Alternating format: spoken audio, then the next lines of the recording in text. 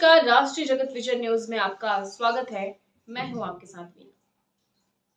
छत्तीसगढ़ के बहुचर्चित शराब घोटाले में तथाकथित चयनात्मक जांच के खिलाफ छत्तीसगढ़ के मुख्य सचिव को एक पत्र लिखा गया है, जिसमें आरोप लगाया गया है कि अब भी बड़ी मछलियां पकड़ से बाहर है। आइए आपको हमारी इस खबर में दिखाएंगे कि ये लेटर किसने लिखा है, क्यों लिखा है और किस चयनात्मक कार्रवाई की जांच की बात हो रही है।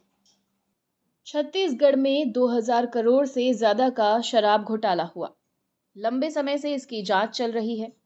कई लोगों को गिरफ्तार किया गया और कई लोग जेल में बंद भी हैं।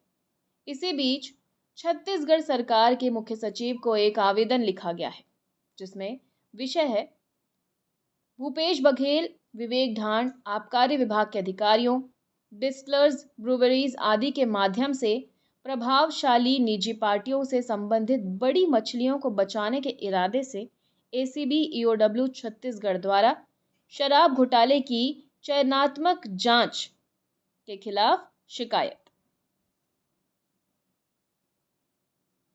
अब इस आवेदन में क्या पॉइंट्स हैं, उस पर नजर डालिए।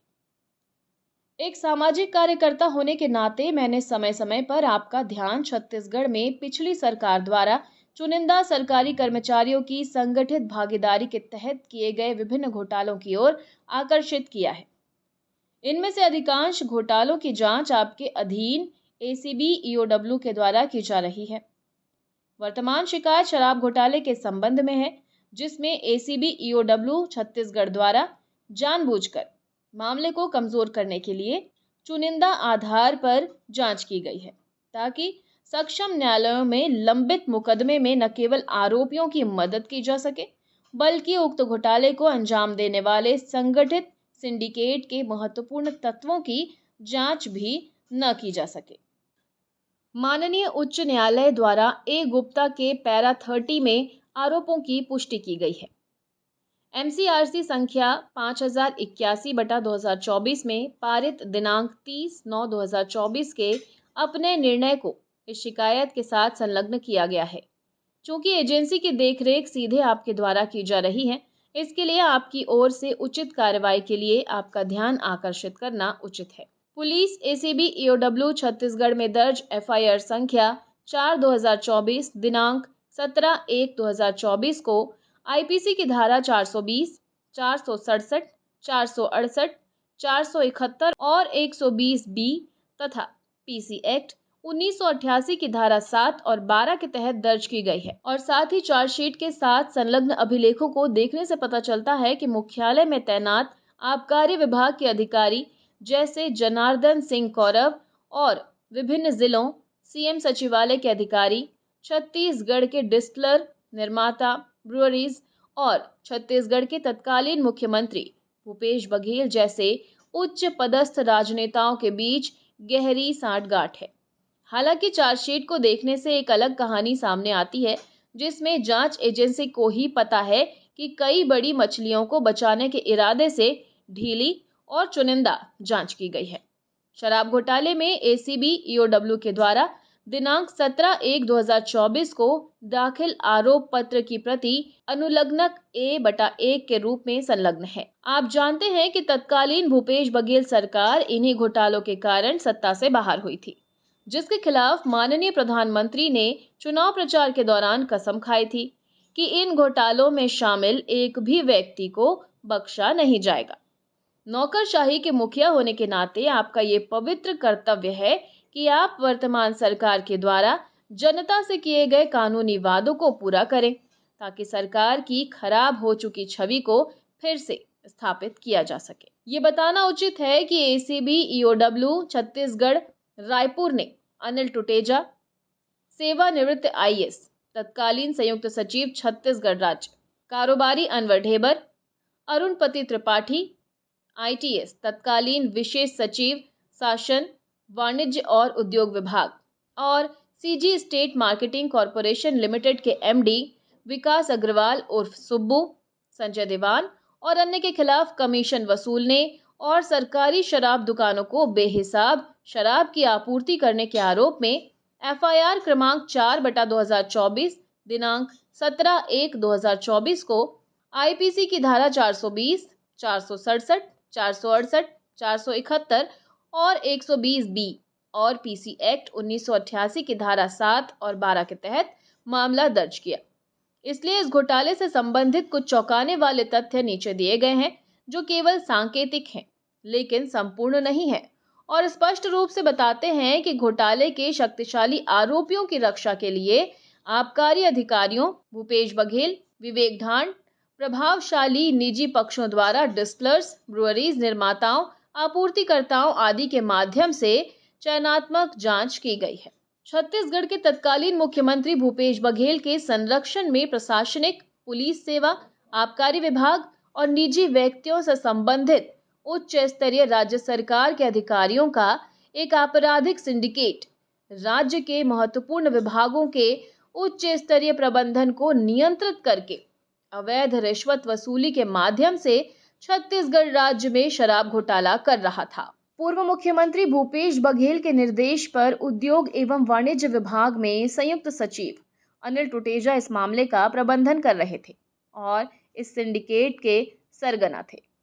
अनिल टुटेजा अपने पद का दुरुपयोग करके और कई निजी व्यक्तियों के सहयोग से व्यवस्थित रूप से जबरन वसूली और लेन देन के माध्यम से बड़े पैमाने पर भ्रष्टाचार कर रहे थे।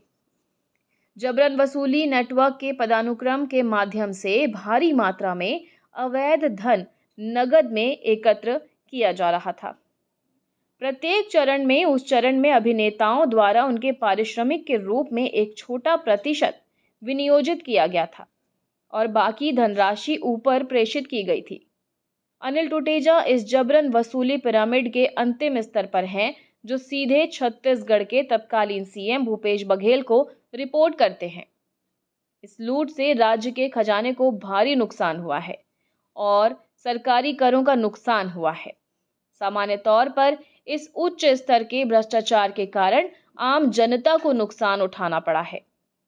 छत्तीसगढ़ में शराब की बिक्री सिंडिकेट की अवैध कमाई के प्रमुख स्रोतों में से एक थी और अनिल टुटेजा के साथ अनवर ढेबर, अरुणपति त्रिपाठी और अनवर ढेबर के अन्य सहयोगी जैसे विकास अग्रवाल, अरविंद सिंह, संजय देवान और देसी शराब डिस्टिलर्स, आबकारी अधिकारी आदि इस सिंडिकेट के मुख्य अभिनेता थे। छत्तीसगढ़ में देसी शराब के निर्माता अर्थात CG distilleries limited, Messrs Bhatia wine merchant private limited और Messrs welcome distilleries private limited को राज्य में देसी शराब की आपूर्ति के लिए लाइसेंस मिला हुआ है।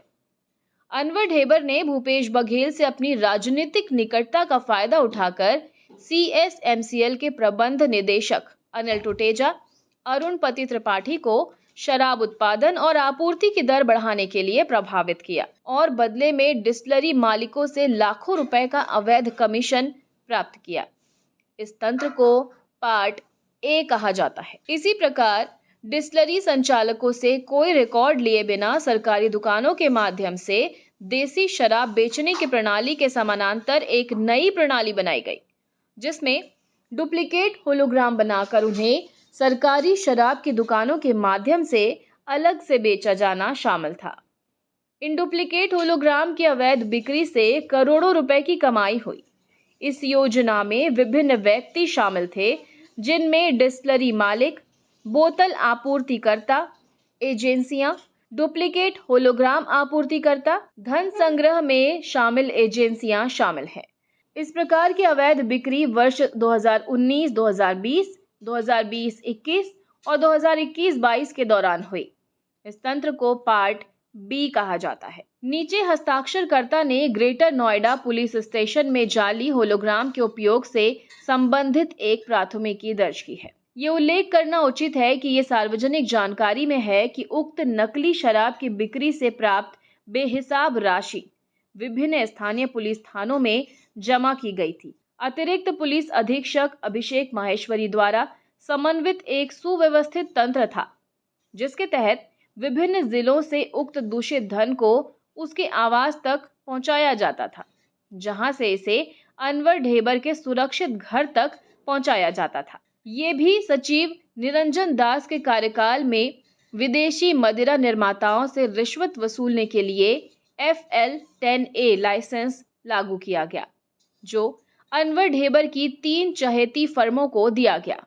ये licence FL10A Messrs NextGen power indicate private limited के संजय मिश्रा और Manish Mishra, Messrs Om Sai beverage private limited के अतुल कुमार सिंह और मुकेश मनचंदा तथा Messrs Dishita ventures private limited के आशीष सौरभ केडिया को दिया गया। इन लाइसेंस धारकों को षड्यंत्र पूर्वक विदेशी मदिरा की आपूर्ति का टेंडर दिया गया। तीनों लाइसेंस धारक फर्मों ने विदेशी मदिरा निर्माता कंपनियों से मदिरा खरीदकर राज्य सरकार को उपलब्ध करवाया, जिससे उन्हें 10% का लाभ हुआ। इस लाभ में से 60% सिंडिकेट को दिया गया, बाकी 40% लाइसेंस धारकों को मिला। इस व्यवस्था को पार्ट सी कहा जाता है। अनिल टुटेजा, अरुणपति त्रिपाठी और कारोबारी अनवर ढेबर का शराब सिंडिकेट सेवानिवृत्त भारतीय प्रशासनिक अधिकारी विवेक ढांड के संरक्षण में काम कर रहा था, जो सीधे भूपेश बघेल को रिपोर्ट कर रहा था। वो भी इस घोटाले का लाभार्थी था। और इसी के साथ फिलहाल खबरों में इतना ही। अपडेटेड रहने के लिए हमारे चैनल को सब्सक्राइब कर लीजिए। नई खबरों के नोटिफिकेशन के लिए बेल आइकन दबाना ना भूलें। नमस्कार।